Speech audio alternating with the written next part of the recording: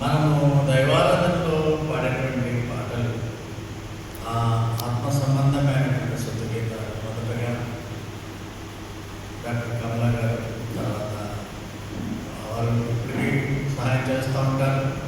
అదేవిధంగా సంఖ్య ప్రస్తుతం ఈ పాటలని లీడ్ చేస్తుంది. ఇది మనకు ప్రత్యేకత. ఈ పాటలు ట్యూను పట్టుకోవడం చాలా కష్టం కాబట్టి కొన్ని సంవత్సరాల తరబడి దీన్ని పాడటం వలన మనకు ఇప్పుడు కొంత అభ్యాసం కలిగింది. ఆ విధంగా మనము స్తుతి ఆరాధన కూడా పర్ఫెక్ట్గా చేయడము, వాక్యం కూడా లోతుగా విశ్లేషణ చేయడం గాను నాకు ఆరోగ్యము, పరిశుద్ధాత్మ శక్తి పరిశోధన చేసేటువంటి విధంగా నా మైండ్ పనిచేయడము, మీకు అందరికీ అర్థమయ్యే రీతిలో వివరించడం అనేది నాకు ఎంతో ఆనందదాయకంగా ఉంది. దేవునికి వందనాలు. మాకు కాదు యెహోవా, మాకు కాదు, నీ కృపా సత్యమును బట్టి నీ నామమునకే మహిమ ఘనత చెల్లించుకుంటున్నామని భక్తులు దారిద్దారు. It is not us to us, it is not to us. మనకు కాదు చెందేది ఘనత, ఆయనకే. మనం ఈ క్షణంలో బ్రతుకున్నాము, దేవుని వాక్యం వింటున్నామంటే ఆయన కృప. ఈరోజు మనము ఆరోగ్యంగా ఉన్నాము, భోజనం చేస్తున్నాము, మన కుటుంబస్తులతో సంఘ సహవాసంలో మనం అభివృద్ధి పొందుతున్నామంటే అది దేవుని కృప. కాబట్టి మనకి వాక్యపు సత్యాలు విదేశీయుల నుంచి వచ్చినప్పటికీ మనం ఇక్కడ సంవత్సరం తరబడి వాక్యాలు చెప్పాలి కదా. సంఘమంతా కూడా ఆత్మీయంగా అభివృద్ధి పొందాలి కదా. ఇప్పుడు నేను ఏ విధంగా అయితే వాక్యం చెప్తున్నానో అదే రీతిలో మన యువతులు కూడా ప్రసంగించేటువంటి గొప్ప ధన్యతను దేవుడు మన సంఘానికి ఇచ్చాడు. దేవుడికి వందనాలు. కాబట్టి మన జీవితంలో మనల్ని ఇప్పటివరకు ఆశ్రయించినటువంటి దేవుడు మనకేదో దేవుడు నచ్చలేడు. మనము ఆయన నచ్చున్నాము. మనము గొప్పవారమని, లేకుంటే మనం ఏదో తెలివితేటలు కలిగిన వారమని, విద్యార్థులని కాదు, కానీ ఆయన మనలను ఎంపిక చేసుకున్నాడు. మొదటగా మనము ఆయన్ని ప్రేమించామని కాదు, కానీ ఆయనే మనల్ని ప్రేమించాడనేటువంటి సత్యాన్ని మనం మర్చిపోకూడదు. ఆయన ప్రేమించడం బట్టి మనం సజీవులుగా ఇప్పటివరకు ఉండి, మన బిడ్డలు వేరే వేరే ప్రాంతంలో ఉన్నప్పటికీ సత్యాలనే వారు పాటిస్తూ దేవుని యొక్క మార్గంలో వాళ్ళు ప్రయాణించడము, మనమంతా కూడా కలిసికట్టుగా ఆయన జాకాశమందు ప్రత్యక్షమయ్యే వరకు కూడా మనం ఎదురు చూద్దామనే నిరీక్షణ ఈ సంఘం ద్వారా మనకు వచ్చినది కనుక దేవాది దేవునికి స్తుతులు స్తోత్రములు. మనము యెహోవా చేసినటువంటి ఆ యొక్క కృపలను బట్టి మనం ఏమీ తిరిగి చెల్లించలేము. ఆయన చేసినటువంటి పనులను బట్టి మనము ఆయనకు తిరిగి ఏమీ చెల్లించలేము, కానీ only we should say thanks to the lord. అదే దేవుడికి మనం వందనాలు తెలియజేసుకుంటున్నాం. ఇది 27వ సంవత్సరం, అలా తిరిగి 28వ సంవత్సరం నెక్స్ట్ ఇయర్. ఆ విధంగా ప్రభు వచ్చే పర్యంతము లేక మన యాత్ర ముగిసిపోయేంత వరకు కూడా ఈ యొక్క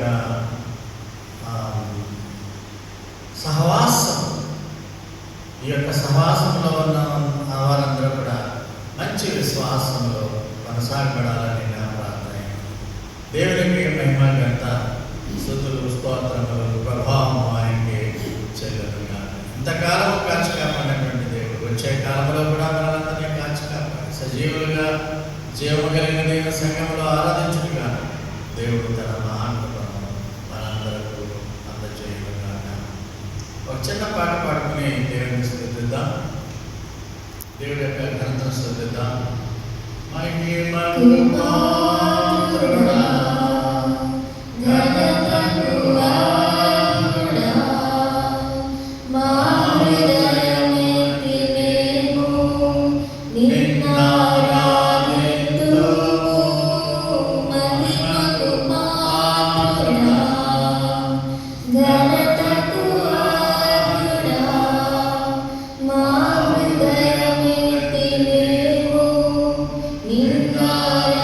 నిన్నారాధింతుము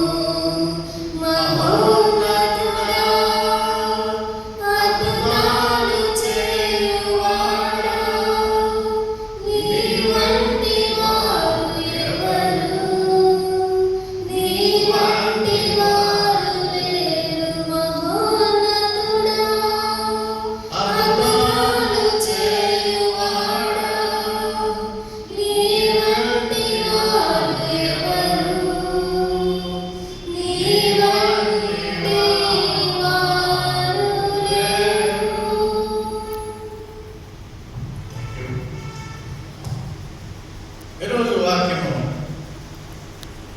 డబుల్ ఎడ్జ్డ్ స్వార్డ్, రెండంచుల ఖడ్గము, కత్తి అనేటువంటి అంశాన్ని ధ్యానం చేయబోతున్నాం. రెండంచుల ఖడ్గము బైబిల్లో ముఖ్యంగా అనే మాట దైవ వాక్యానికి సంబంధించింది. ఈ దైవ వాక్యాన్ని దైవ వాక్యముతో రెండంచుల ఖడ్గము సరిపోల్చబడింది. మనం బ్రతికినంత కాలం కూడా విశ్వాసమైనప్పటికీ ఆ విశ్వాస యాత్రలో మనము తొట్టుబాటు పడకుండా, పడిపోకుండా, అటు ఇటు దిక్కులు చూడకుండా ఉండే విధంగా దైవ వాక్యాన్ని వినాలి. నేను రక్షింపబడిపోయాను, పరలోకంలోకి నేను వెళ్తాను, దేవుడు నీకు ఆ యొక్క నిశ్చిత ఇచ్చినందుకు దేవునికి వందనాలు. అయితే ఎప్పటికప్పుడు ఆ వాక్యాన్ని మనం వింటూ ఉంటే వాక్యం వల్ల విశ్వాసము అభివృద్ధి పొందుతుంది. వాక్యము మన మెదడులోకి వెళుతుంది, మనసులోకి వెళ్తుంది, మన ఆలోచనలోకి వెళుతుంది. మనలో ఉన్నటువంటి ప్రతి చోట కూడా వాక్యము మనల్ని బలపరుస్తుంది. ఈ దైవ వాక్యానికి శక్తి మనం తదుపరి వాక్యాలను చూద్దాం. ముఖ్యంగా హెబ్రీ 4:12, ప్రకటన 1:16 చూద్దాం. అయితే ముందుగా మనము తెలుసుకునే విషయం ఏంటంటే దైవ వాక్యము మనలను సరిదిద్దులకు, ఒకవేళ మన జీవితాలు సరిగ్గా లేకపోతే అవి సరిదిద్దుకుండే విధంగా ఆ దైవ వాక్యం మనకి మేలుకొలుపు చేస్తుంది. ముఖ్యంగా మనం రొటీన్గా చదివేసుకుంటూ ఉంటాం, కానీ చదవడం వల్ల ఉపయోగం లేదని నేను అన్నా, కానీ అది మంచి అభ్యాసమే. కానీ వినుట వలన ఆదివారం నాడు చర్చకొచ్చి సంఘపు గురువు కానీ సంఘపు పెద్దలు కానీ వాక్యం చెబుతున్నప్పుడు వినడం అనేది ఆశ్చర్యకరం. తెలియని విషయాలు, తెలుసుకోవాల్సిన విషయాలు కూడా ఆ సంఘపు కాపరి మీకు అందిస్తుండేటువంటి పరిస్థితి ఉంటుంది. ఎంత తెలివైన వారమైనప్పటికీ, ఎంత పాతవారమైనప్పటికీ విశ్వాసంలో అది కొత్తగా ఉంటుంది దైవవాక్యం. అంటే దైవవాక్యము మనల్ని సరిదిద్దుతుంది మనం తప్పుడు తోవలు ఉంటే. అదేవిధంగా ఎవరైనా తప్పుడు బోధలు బోధిస్తూ ఉంటే అంటే మంచి కార్యముల వల్ల కూడా పరలోకంలో పెడతామని యేసు నామము పక్కకి పెట్టి మిగతా కార్యక్రమాల వల్ల కూడా పరలోకంలోకి వెళ్తామనేటువంటి కొన్ని దుర్బోధ బోధించేటువంటి సంఘాలు ఉన్నాయి. అలాంటి దుర్బోధలు లేకుంటే ఏదో మాయలు నక్షత్రాలు చేసి మహిమలు చూపించేటువంటి పాస్టర్లు ఉండేటువంటి సంఘాలు ఉంటాయి. ఓన్లీ ఈ ఎక్స్టర్నల్ అట్రాక్షన్ అంటే బాహ్య ఆకర్షణలు, అంటే సంగీత వాయిద్యాల ద్వారా ఒక ఉద్రేకము కల్పించి అదే ఆరాధన అనేటువంటి పిచ్చికేకలు, పిచ్చిగంతులతో ఉండేటువంటి పరిస్థితులు కూడా ప్రజెంట్గా ఉన్నాయి. అలాంటివన్నీ కూడా దుర్బోధలని బైబిల్ చెబుతుంది. అంటే బైబిల్లో ఉన్నటువంటి దైవ వాక్యము మిమ్మలను అబద్ధ బోధకుల నుండి, దుర్బోధ నుండి మిమ్మల్ని తప్పిస్తుంది. అయితే వారే అబద్ధ బోధకులైనప్పుడు ఆ సంఘంలో ఉన్న వాడికి సత్యము తెలియడం అనేది కష్టం. ఎందుకంటే నడిపించేవాడే దుర్బోధకుడు, నడిపించేవాడే అసత్యాలు మాట్లాడేవాడు అయితే ఆ సంఘం వారు దేవుడిని మహిమపరచలేరు, ఆ సంఘ పాస్టర్ని మహిమపరుస్తారు.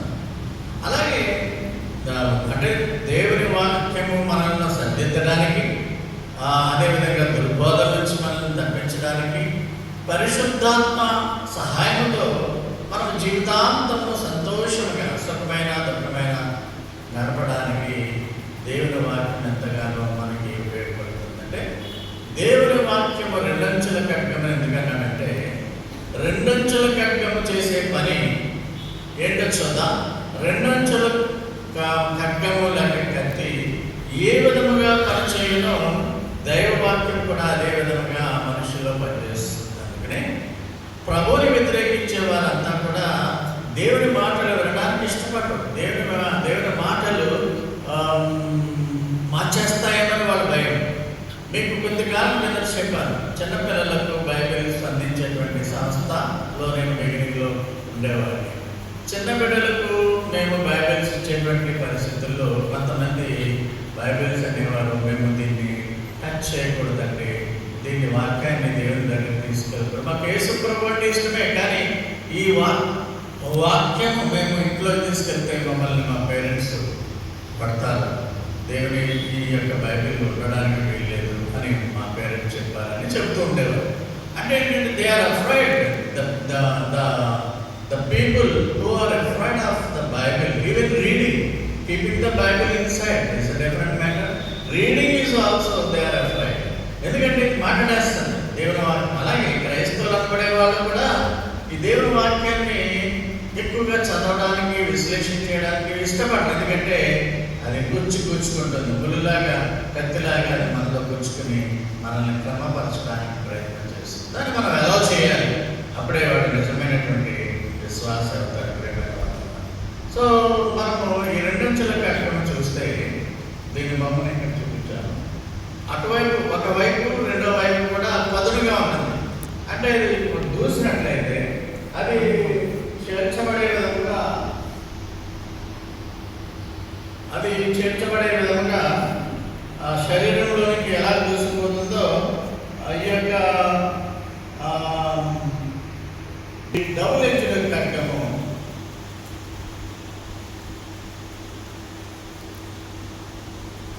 అని ఏంటంటే అది శరీరంలోనికి దిగినప్పుడు అది ఏమి పని చేయాలో కత్తిరించాలి, పొడవాలి, ఏ విధంగా శత్రువుని హతం చేయాలో ఆ విధంగా దాని పనిని అది చేసేస్తుంది. అంటే దేవుని వాక్యంతో ఇది పోలుస్తున్నాడు బైబిల్లో. దేవుని వాక్యం కూడా అంతే విధముగా ఒకే డైరెక్షన్లో మనుషుల్లోకి ప్రవేశించి అది దాని యొక్క ప్రభావాన్ని చూపించే విధముగా రెండంచెల కార్యక్రమం ఉంటుంది. బైబిల్లో ఉన్న వాక్యాలు రెండంచెల కార్యక్రమంతో పోల్చడం జరిగింది. అసలే పూర్వకాలంలో ఎక్కువగా రోమన్లు పూర్వ చరిత్రలో ఈ రెండంచెల ఖడ్గాన్ని శత్రువులని చంపడానికి ఉపయోగిస్తూ ఉండేవారు. బైబిల్లో కూడా కొన్ని విషయాలు ఉన్నాయి, ఎలా చంపడానికి వీటిని ఉపయోగించారు అన్నది ఏ పోదు స్టోరీ నుంచి మీకు చెప్తాను.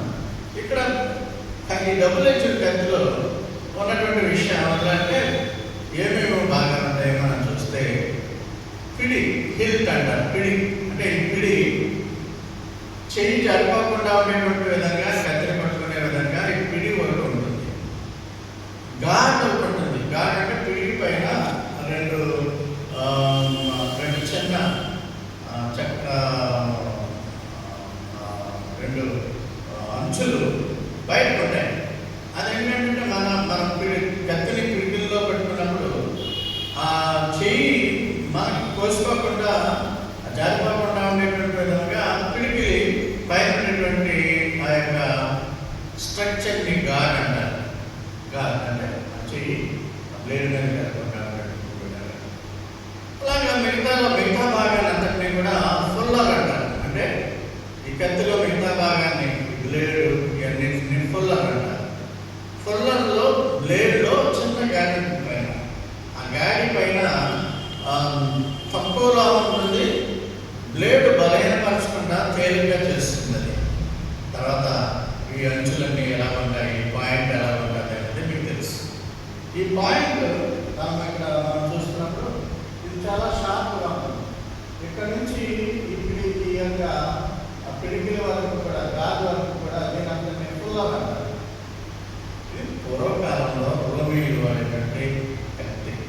ఈ కత్తిలో ఎన్ని భాగాలు ఉన్నాయో వాక్యం కూడా మనల్ని జారిపోకుండా ఉండేటువంటి విధంగా పట్టి ఉంచుతుంది. కత్తి ఏ విధంగా సూటిగా ఆ శరీరంలో దిగి తన పని చేస్తుందో వాక్యం కూడా ఆ విధంగానే దిగుతుంది అనడానికి ఈ డబుల్ ఎడ్జ్డ్ కత్తిని మీకు చూపించడం జరిగింది. ఈ రెండు వైపులా ఉన్నటువంటి కత్తి హిబ్రూలో రెండంచులు అనే పదానికి హిబ్రూ గ్రీకుల్లో రెండు నోరులు అని పేరు ఉన్నది. రెండు నోరులు, టూ మార్క్స్. అంటే బ్లేడు తాకిన చోట, కత్తి తాకిన చోట, ప్రతి చోట కూడా అది చీల్చేస్తూ ఉంటారు. చిన్న చాకే చీల్చేస్తారు శరీరం. చిన్న చాకు నిలబడితేనే ఆ వ్యక్తి చచ్చిపోతాడు. ఇంక ఇలాంటి కత్తులు వాడితే, డబుల్ ఎడ్జ్ కత్తులు వాడితే ఇంకెంత బలంగా ఉంటాయి.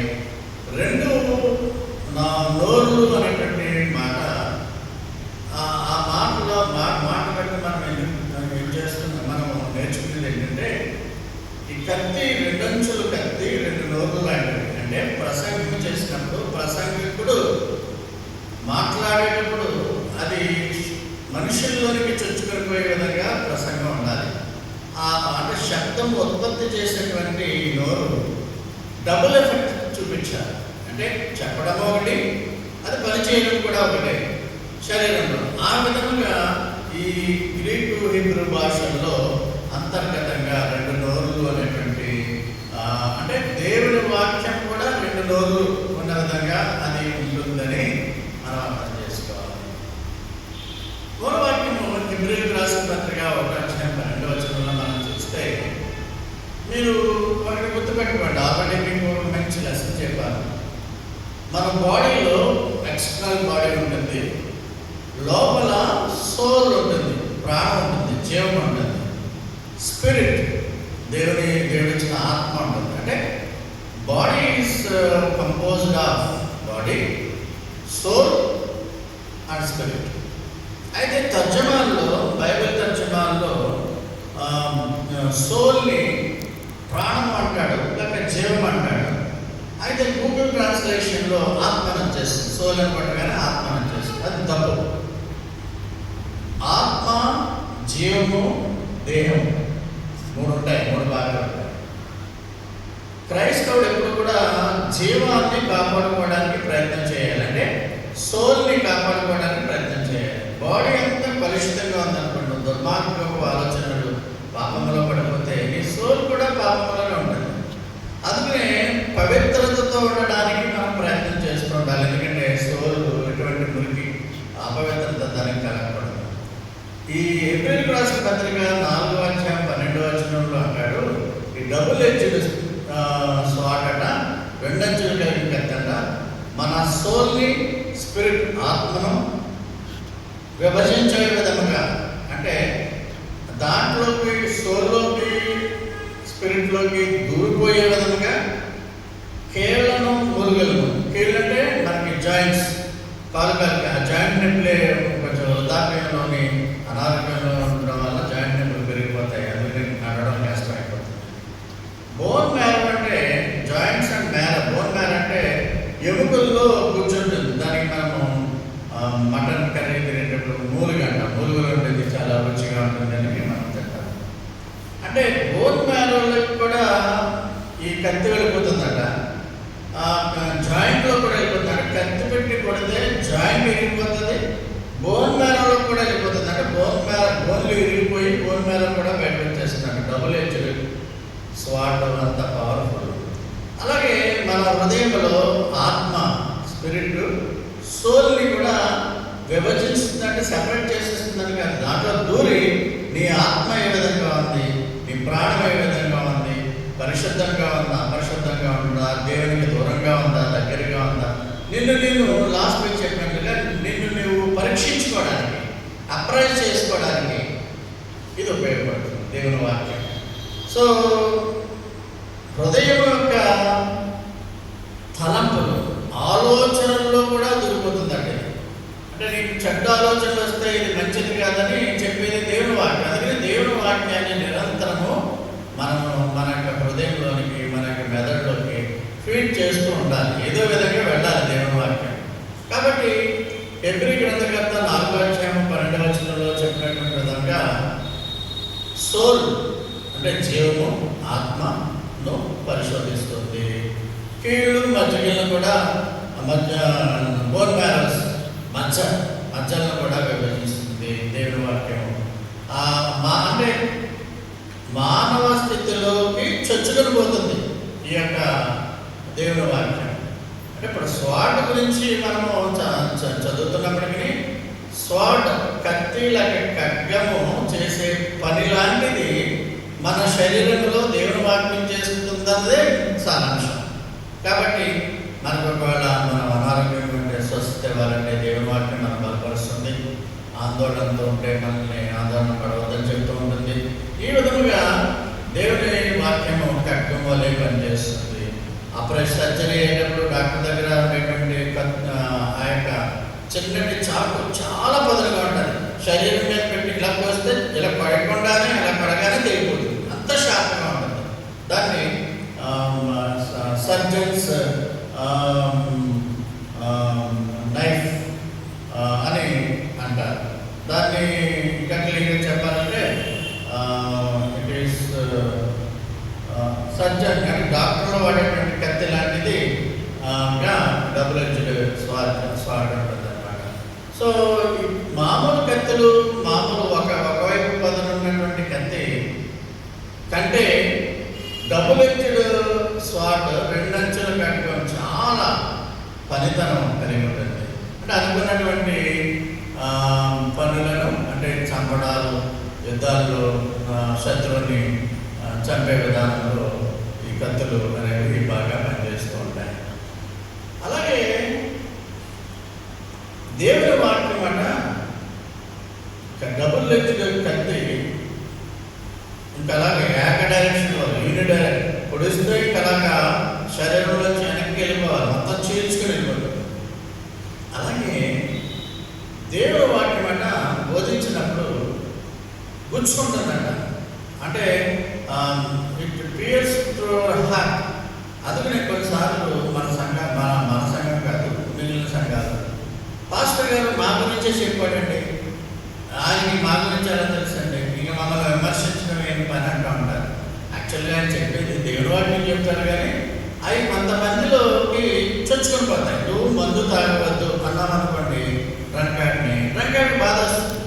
అలాగే స్మోకర్ని నువ్వు స్మోక్ చేయొద్దు, నీకు ఏ క్యాన్సర్ వస్తుందని చెప్పామనుకోండి, వాడికి అయ్యే జబ్బు వస్తుందని భయపడడం పోయి పాస్టర్ గారి మీద దండెత్తడానికి పరిస్థితి ఉంటుంది. ఎందుకంటే వాక్యము గుచ్చుకుంటుంది మనసులో. అపోస్తలుల కార్యాలు 2వ అధ్యాయం 37 36 నుంచి చదివితే మీకు సందర్భం అర్థమవుతుంది.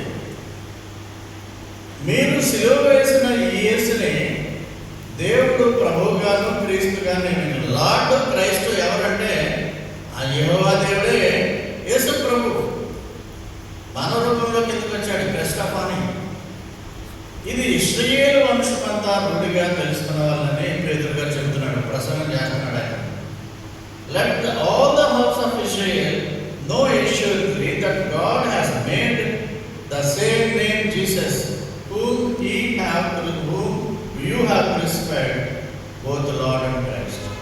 మన లార్డ్ ఎవరంటే యేసు ప్రభువే, క్రీస్తు, మన క్రీస్తు. యేసు ప్రభువు క్రీస్తు మీరు చంపేశారు.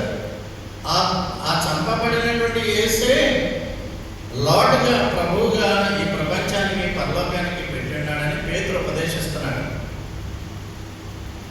ఒకసారి పాస్టర్లు కూడా కఠినంగా మాట్లాడుతూ ఉంటారు, నేను కూడా కఠినంగా మాట్లాడుతూ ఉంటాను. మీరు ఎవరు నచ్చుకోరనుకోండి, ఎందుకంటే మీరు కొంతవరకు పర్ఫెక్ట్ బిలీవర్స్, చాలా వరకు, కొంతవరకు అది చాలా వరకు పర్ఫెక్ట్ బిలీవర్స్.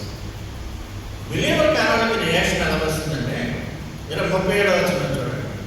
పేతురు మాట్లాడేటువంటి మాటలు ఈ మెస్సియే, ఈ యేసుక్రీస్తు, క్రీస్తు ప్రభు దేవుడే సాక్షాత్తం చెప్తున్నాడు. చెబుతుంటే వాళ్ళందరూ ఆ మాట విని హృదయంలో నుంచుకొని, సహోదరులారా మేమేమి చేద్దామని అని అడుగుతారు. కొంతమంది నొచ్చుకోవడం అంటే they are pricked in their heart. వాళ్ళ హృదయంలో నొచ్చుకుంటుంది. ఎందుకంటే వాళ్ళు యూదులు కదా, యేసు ప్రభువును సిలువ వేసిన వాళ్ళు కదా. ఇదంతా సిలువ సంఘటన అయిపోయిన తర్వాత, ప్రభు వెళ్ళిపోయిన తర్వాత, ఆరోహణం అయిపోయిన తర్వాత 38వ వచనంలో అంటాడు, మరి మేమేం చేయగలమని అంటే, మీరు మారుమనసు పొందండి, పాప క్షమాపణ నిమిత్తము యేసుక్రీస్తు నామమున బాప్తిసం పొందండి, అప్పుడు మీరు పరిశుద్ధాత్మను వరాన్ని పొందుతారు. మీకు ఆటోమేటిక్గా రక్షణ పడితే వాక్యాన్ని మనం వినాలి. వాక్యం వినకుండా నిద్రపోయే విధంగా సైతాన్ చేస్తుంది, అలసిపోయే విధంగా చూస్తుంది. సాటర్డే నాడు ఎప్పుడు కూడా మీకు కూడా శోధన రావచ్చు. ఎందుకంటే ఆదివారం నాడు ప్రిపరేటరీగా సాటర్డే నాడు మీరు ఎటువంటి గొడవలు లేకుండా, ఎటువంటి ఇంట్లో గొడవలు, బయట గొడవలు, మనశ్శాంతి, అనారోగ్యం లేకుండా పర్ఫెక్ట్గా ఉండే పరిస్థితిని సాతాను ఉంచడం. ఎందుకంటే ఆదివారము అనేది పరిశుద్ధ దినంగా మనము ఆచరిస్తాము. ఆదివారము దేవుని వాక్యం వింటాము, సంతోషంగా ఆలయానికి వస్తాము, పరిశుద్ధులందరితోనూ కరచాలన చేస్తాము. మనం ఒక ఫెలోషిప్, క్రైస్తవ సహవాసము కోసం మనము ఆదివారం నాడు ఎదురు చూస్తూ ఉంటాం. ఆదివారం అయితే మీకు ఆదివారం నాడే సాటర్డే నాడే ఆటంకాలు రావచ్చు, నాలుగు చెప్పినట్టుగా. అదేవిధంగా థర్స్డే నాడు మీరంతా జూన్కి వస్తారు. ఆ థర్స్డే నైట్ జూన్లోకి వస్తే డేలో మీకు ఏదో ఇబ్బందులు రావచ్చు. ఎందుకంటే అల్టిమేట్ ఆబ్జెక్టివ్ ఏంటంటే సాతాను లక్షణం మీరు దేవుని మాటలు వినకుండానే చేసేస్తుంది. పని చేయకుండా దేవుని వాక్యం మీ హృదయాల్లో, మీ మనసుల్లో పని చేయాలంటే లోపలికి తెగకుండానే ఆపేస్తుంది సాతాను. అది మనం గ్రహించుకుని మనము సాతాను యొక్క ఆ క్రియలు తెలియని వారము కాము అన్న విధంగా అది మనల్ని శోధిస్తుంది. శోధనలో పడిపోయేదానికి ఎవరు బంధువులు వస్తారు, సడన్గా ఏదో అవాంతరం వస్తుంది. అది మీరు పెట్టుకునేది కాదు, సాతాను క్రియేట్ చేస్తుంది. అలాగా ఆ విధంగా మీరు సాతాను మనల్ని ఇబ్బంది పెడుతుంది, దేవుని కార్యానికి వెళ్ళకుండా మనల్ని చేస్తుందని భావించి దేవుని కార్యానికే మీరు ప్రాధాన్యత ఇవ్వాలి. మరి లేకుంటే మీకు ఇవాళ రాలేదనుకోండి, ఈవేళ ఏం చెప్తున్నాము అన్నది వినకపోతే ఆ రోజు బ్లెస్సింగ్స్ అంతా పోయినట్టే లెక్క. యూట్యూబ్ చూసి ఆ గంట ప్రసంగం కూడా వినేటువంటి పరిస్థితి చాలా మందికి ఉండదు. కాబట్టి దేవుని సంఘాల వారు అయితే చూస్తారు, కానీ మిగతా వారికి చూడరు జనరల్గా. అయితే మనం గ్రహించవలసిన విషయం ఏంటంటే దైవ సన్నిధిలో మీరు ఉండకుండా ఉండేటువంటి విధముగా మీదిగా తప్పదు సాతాను. అందులో సాతాను కల్పిస్తున్నాడు ఈ శోధన, ఈ ఇబ్బంది అని మీరు గ్రహించి దైవ వాక్యం మీ హృదయాల్లోకి చొచ్చుకొని పోయే విధముగా, మీ హార్ట్లకి ప్రిక్ అయ్యేటువంటి విధముగా చేయాలి. అలా అడుగుతారు, నేను ఏం చేయాలి ఇప్పుడు? యేసునే దేవుడు అని అంటున్నావు, నువ్వు యేసయ్యే రక్షకుడు అంటున్నావు, యేసయ్యే ప్రభు అంటున్నావు, పేతురు నీ ప్రసంగం బాగానే ఉంది, కానీ మేము ఏం చేయాలి ఇప్పుడు అంటే పశ్చాత్తాపడండి, బాప్తిసం పొందండి, రక్షణ పొందండి, మీకు పరిశుద్ధాత్మ వస్తుంది. అది పరిశుద్ధాత్ముడు తన దేవుడు చేసే పనిని పరిశుద్ధాత్ముడు కంటిన్యూ చేస్తూ ఉంటాడు. ఆ విధంగా మనము దేవుడి వాక్యం హృదయంలో పుచ్చుకునే విధంగా వింటూ ఉండాలి. We should be expose to the word of God in order to see that word of God will work inside. ఇది ఒక ఉగ్రహంగా కూడా పనిచేస్తుంది దేవుడి వాక్యం. వినుట వలన విశ్వాసం కలుగుతుంది. రోమీయులకు రాసిన పత్రిక 10:10. నాకు అంతా వచ్చి అంటూ ఉంటారు కొంతమంది. వచ్చినా వినాలి, చెప్పినా ఇది పాత ప్రసంగం కదా అంటారు. దేవుని దయ వల్ల మీకు ప్రసంగాలు రిపీట్ చేసే అలవాటు నాకు లేదు. కానీ కొంతమంది చెప్పినవే చెప్తూ ఉంటారు. ఎందుకంటే చెప్పినంత మాత్రాన సభంతా కూడా అంటే చర్చ్ అంతా కూడా పాటిస్తుంది అని ఏమి నిర్ధారణ లేదు కదా. అదని చెప్పిందే కొంతమంది చెప్తూ ఉంటారు. ఇప్పుడు క్రిస్మస్ ఉంది, ప్రతి ఏడాది క్రిస్మస్ చేస్తారు, ఒక ఏడాది చేస్తున్నాం కదా అని వదిలేరు కదా. అలాగే ఈస్టర్లు, రిజరెక్షన్ డేలు, అదే మీనింగ్, అదే పని మన పదే ఎందుకు చేస్తున్నారంటే మనలో విశ్వాసం పెరగడానికి పెద్దలు అలా భవిష్యత్తు పెట్టుకుండవచ్చును. సో మనము వాక్యాన్ని పదే వినుట వలన వినాలి. ఎప్పుడు ఇదే వాక్యమా? ఈ వాక్యం చూడండి, ఏదైనా చిన్న ఫంక్షన్లు ఇంట్లో చేసుకున్నాం అనుకోండి, ఆ ఫంక్షన్లో పడి ఆ వాక్యాన్ని ఒక్కడే వింటాం. నేను అందుకనే ఎక్కడైనా మా కుటుంబాల్లో ఫంక్షన్స్ అయితే ముందు వాక్యం వినండి, తర్వాత భోజనాలకే ప్రిఫరెన్స్, అదే టీ కాఫీకే ప్రిఫరెన్స్. ఇంకా దేవుడు అలాంటప్పుడు ప్రార్థన కూడా అనుకోకు, ఒక ఫీడింగ్ సెలబ్రేషన్ అనుకో, ఓన్లీ లంచ్ అని చెప్పు, భోజనం అని చెప్పు. ప్రార్థన కూడా ఉంటావు, ప్రార్థనలో నిలబడకుండా, ప్రార్థన వినకుండా, ఆ వాక్యము చెప్పనివ్వకుండా, వాక్యం చెప్పేటప్పుడు అటు తిరగడము లేదా మాట్లాడుకోవడము గెలిపించేసేటప్పుడు సాతాను లక్షణాలని మీరు గ్రహించాలి. కనుక మనము మన మన జీవితాల్లో నేర్చుకోవాల్సినటువంటి విషయం ఏంటంటే మనము తప్పనిసరిగా దేవుని వాక్యాన్ని వినే విధంగా ప్రతి సందర్భాన్ని ఉపయోగించుకోవాలి. అందుకని ప్రభువారు అంటాడు, మరియ మార్తల దగ్గరికి ఆయన లాజరు ఇంటికి వెళ్ళినప్పుడు పాత్ర దగ్గర మరియమ్మ విని దేవుడు ఏం చెప్తే, యేసు ప్రభు ఏం చెప్తా, అప్పుడు బైబిల్ లేవు ఏమీ లేవు కదా, ఆయన ఏం చెప్తే అది మాట్లాడటానికి రెడీగా ఉంటే మార్త, ప్రభు నువ్వు ఏం తింటావు, నువ్వు ఏం కావాలి, నీకు వంటలు ఏది ఇష్టము, రొయ్యలు ఇష్టమా, పీతలు ఇష్టమా అని ఇలాగేదేదో అడుగుతూ ఉంటారు. పాపం ఆవిడ ఏంటంటే ఆ యొక్క ఆహార పదార్థాలు తయారు చేయడం వల్ల ప్రభువు మీద ప్రేమ చూపిస్తుంది మార్త. అది తప్పని నేను అన్నా, కానీ ఏ సమయంలో జరగాల్సింది ఆ సమయంలో జరగాలి. అప్పుడు యేసు ప్రభు వారు ఏమంటారు, మార్త మార్త, నువ్వు అనేక పనులు పెట్టుకొని ఎందుకు కంగారపడుతున్నావు, మరి ఉత్తమమైన దానిని ఎన్నుకొని ఉన్నది. ఉత్తమమైన లెసన్, దేవుని వాక్యాన్ని వినాలి అంటే ఆ వాక్యం వినాలి. మార్త కూడా వచ్చి ఆ పనులు